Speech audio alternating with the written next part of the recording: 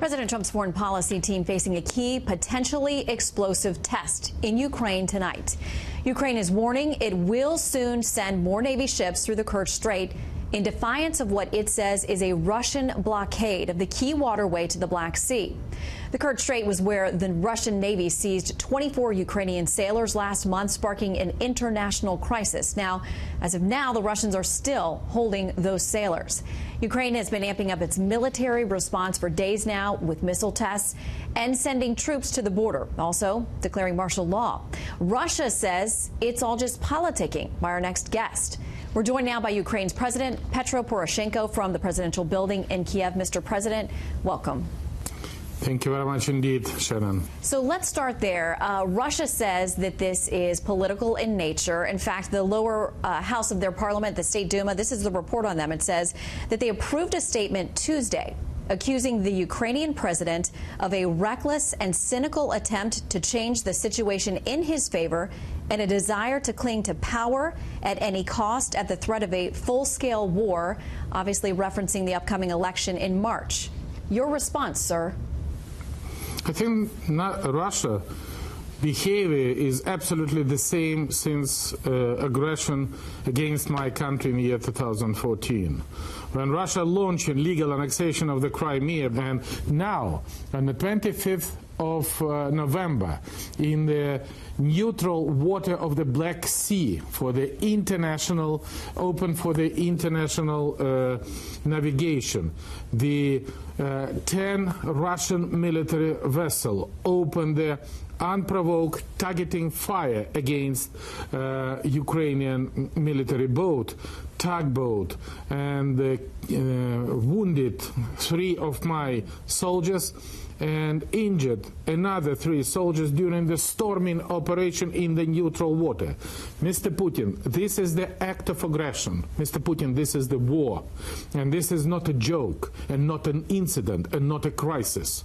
Because your regular forces under the Russian flag attack in the international water Ukrainian military vessel. And you have written a piece in the New York Times where you talk about the fact that it is time for the West, for democratic countries, as you outline all of the recent actions by President Putin, that it's time to stand together and stand up to him, because without that, the aggression will continue, will get worse. There are the Baltic states that could be in the same situation that you had with Crimea, and there are European and U.S. interests as well. The U.S. took a step earlier this year under President Trump to provide Javelin missiles and launchers that you all desperately wanted and needed. The U.S. and NATO have denounced these recent actions by Mr. Putin. What more specifically would you like to see? What do you need from these other countries? The reaction of the world was quite strong. But this is the statement. This is the words. And for the Putin action, it's absolutely not necessary for us to act. And for example, first thing, we should have a NATO presence in the Black Sea, not allowed to move or to occupy Black Sea and Azov Sea region by Russian forces, which is happening now. The Azov package of sanction, I think it was a very good statement for the State Department in the United States that it would be absolutely positive if, as a reaction of the act of aggression in the Black Sea, European Union together with the United States make a sanction against Nord Stream 2 to stop, because nobody knows where tomorrow Putin make a decision to protect Russian interests. We need an improving military and technical cooperation, including the supply, the lethal weapons, helping us to protect our country from the possible ground huge operation, which Russia, we not exclude that Russia can launch any moment. As you send potentially Navy ships, your Navy ships, back into that area, many will consider that provocative. Are you worried, Mr. President, about where this goes? What is your worst case scenario with this conflict? This is a Ukrainian water, both Ukrainian and Russian water, both Kerch Strait and Azov Sea.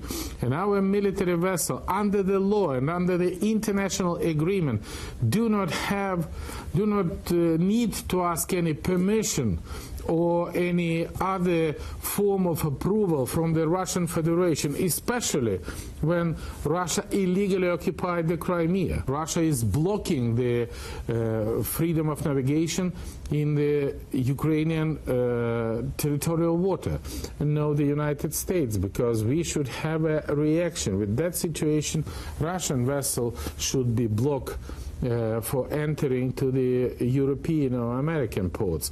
And we are ready to open the coordination what type of action should be undertaken immediately. Mr. President, we thank you for your time. The world is watching, and we will continue to follow the story, sir. Thank you very much. Thank you for support, Shannon. Happy to be with you. Thanks a lot.